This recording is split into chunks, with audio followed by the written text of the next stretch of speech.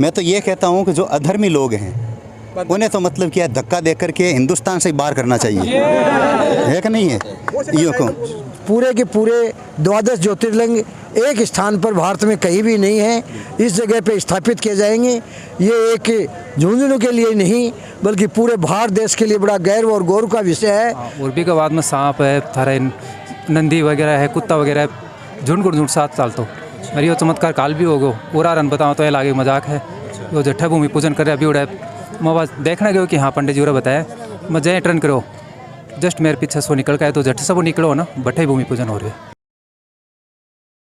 राम राम जी नमस्कार, मैं अरुण। बिल्कुल धूप भयंकर है और बॉस को जो क्रेज है वो भी भयंकर है। अब पहुंच गए झुंझुनू के कालेरा के बास्कर गांव का बिल्कुल नजदीक में पूरा एक मंदिर बनाया जागो 10 बीघा जमीन के अंदर, 10 से भी ज्यादा बीघा जमीन है बीघा अंदर 12 जगह अपना ज्योतिर्लिंग ही पूरा इंडिया के नक्शे का मायने बहुत ही शानदार चीज होने वाली है। और पूरे जगह पे कुशालगिरी जी महाराज बॉस जगह ही बेबी आने वाला ही तो बासे पे बातचीत करांगा और के विजन लेगी ये 12 ज्योतिर्लिंग बनाए जा रहे हैं बीका 12 में पूरी चीज जानागा और काफी सारे लोग भी आने वाला ही बाबू जी की आने की बात है बात से बातचीत करांगा। वीडियो इंटरेस्टिंग होने वाला है, शेयर कर देना है, लास्ट तक देखना। आज झुंझुनू अंदर आया हो विराई भूमि है कि शौक लाग रहे है के प्रोग्राम यहाँ पर 12 ज्योतिर्लिंग की नींव स्थापना का कार्यक्रम था जो मेरे द्वारा करवाया और यहाँ बड़ी संख्या के अंदर करीब 3000 मातृशक्ति युवा शक्ति प्रबुद्ध जन उपस्थित थे और मुख्य अतिथि के रूप में मेरे को बुलाया तो मुझे बहुत अच्छा लगा। और मैंने युवाओं को यही कहा कि जीवन के अंदर कोई भी हो एक व्रत होना चाहिए। अगर कोई माता पिता की सेवा करे बहुत ही अच्छी श्रवण कुमार की तरह है तो ईश्वर की प्राप्ति होती है। तुलाधार वैश्य की तरह अच्छा धर्म पूर्वक वो कार्य करे, जो उसके किराना की दुकान थी उसे ईश्वर की प्राप्ति हुई। तो ईश्वर की प्राप्ति के अनेकों उदाहरण हैं। यही मैंने बताया था कि एक भक्त आड़ू था, एक अच्छा भक्त था तो रोज़ाना मतलब भगवान भोलेनाथ के वो पुष्प चढ़ाता था। आड़ू आदमी था वो पत्थर चढ़ाता था। समय निकला 1-2 साल बीता, भगवान ने परीक्षा ली और एक नदी का बहाव आया, मतलब क्या है पहाड़ों के अंदर शिवलिंग था तो वो जल का अभिषेक दूध का अभिषेक करने वाला तो घबरा गया पानी को देखकर, यहाँ तक पानी आया।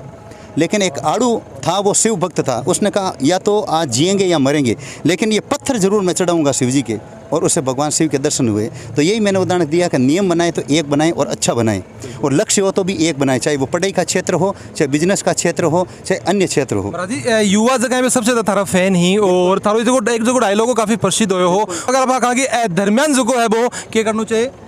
मैं तो ये कहता हूँ कि जो अधर्मी लोग हैं उन्हें तो मतलब क्या धक्का दे करके हिंदुस्तान से बाहर करना चाहिए, है कि नहीं है? यूँ को हाँ डायलॉग तो ये आ गया ना, और क्या है? मैंने तो यही कहा था, ये देखो इधर आओ, ये उस समय मौजूद थे, एक वो कहा नरपत आओ, ये उस समय थे। मैंने इनको यही कहा था कि यार मतलब आपको 10 साल हो गए काम करते हुए, तानठाई को नहीं बॉस को स्वभाव कहीं है, उकसारिया होते हैं। तो फिर ये हुआ था। लेकिन इसके अंदर देखो डांटने का अधिकार सिर्फ 3 लोगों को है, एक तो मम्मी को, पापा को और एक संत को। तो ये मेरे साथ में है। आज अगर इनकी कुछ भी हो जाए, मैं कहता हूँ इनकी तबीयत नरम हो जाए, सबसे पहले मैं एक गाड़ी के अंदर उनको हॉस्पिटल भेजूंगा, ख्याल रखूंगा। तो आपको जीवन के अंदर ये भी कहता हूँ कि 3 व्यक्ति अगर आपको डांटते हैं तो उनकी डांट सुनना, लेकिन चौथे की डांट कभी मत सुनना। ये भीष्म पितामह महाभारत के अंदर कह रहे हैं, माता आपको डांट सकती है, पिता डांट सकता है और एक संत डांट सकता है, और तीनों का उद्देश्य अच्छे के लिए है। तो यही युवाओं से करूँ। और बाकी अगर रास्ते के अंदर आपको कोई डांटता है, मैं तो साफ बात कहता हूँ कि वो ईंट का जवाब आप पत्थर से देना आप, है ना। हाँ राम राम जी। राम राम जी। तो ऐसा हो गया आज के प्रोग्राम हो के प्रोग्राम के अंदर थे आज झुंझुनू के मुख्यालय के नज़दीक अल्सीसर रोड पे आज 12 ज्योतिर्लिंग के मंदिर के लिए एक भव्य भूमि पूजन का आयोजन किया गया है। जो कुशालगिरी जी महाराज जो संत हैं बहुत बड़े, उनके सानिध्य से ये भूमि पूजन का कार्यक्रम यहाँ संपन्न हुआ। इसमें झुंझुनू के बहुत ही गणमान्य नागरिक, प्रबुद्धजन और बड़ी संख्या में माताएं, बहनें और बेटियां और शिव भक्त और भगिनियां इसमें शामिल हुई। इस मंदिर के जो ये भव्य भूमि पूजन का ये जो कार्यक्रम किया गया है, इसके लिए शिव अघोरा परिषद और उसके संयोजक सुभाष नायक को मैं धन्यवाद देना चाहूँगा कि जैसा मैंने उनसे पूछा और मुझे जो ज्ञात हुआ कि पूरे के पूरे 12 ज्योतिर्लिंग एक स्थान पर भारत में कहीं भी नहीं है, इस जगह पे स्थापित किए जाएंगे। ये एक झुंझुनू के लिए नहीं बल्कि पूरे भारत देश के लिए बड़ा गौरव और गौरव का विषय है। और सनातन संस्कृति के पुनरुत्थान के लिए ये सुभाष जी और शिव गौरव परिषद द्वारा और शिव भक्तों द्वारा बहुत उठाया गया बड़ा सराहनीय कदम है।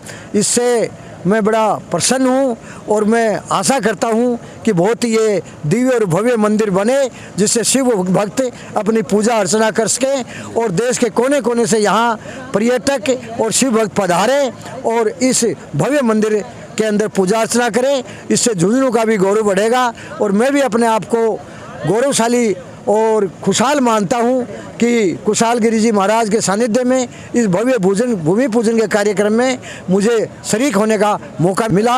अभी थे स्टेज के ऊपर जा रहा था ना, एक बात हो रही कि भाई भामू जी जगह आगामी विधायक को आशीर्वाद क्या है, तो आशीर्वाद मिलोगे? आशीर्वाद तो मेरे को तो खैर जनता का बहुत स्नेह है, तो विधायक के रूप में भी कई लोग संबोधन करे हैं, तो वर्ड के लिए तो मैं उन्हें साधुवाद और धन्यवाद ही दे सकूँ हूँ। लेकिन ये तो भविष्य के गर्भ में है कि मैं विधायक बनूंगा या नहीं बनूंगा। लेकिन लोगों को इतना स्नेह और ऐ तरह की जो वाणी है तो वह फलीभूत होएगी निश्चित रूप से।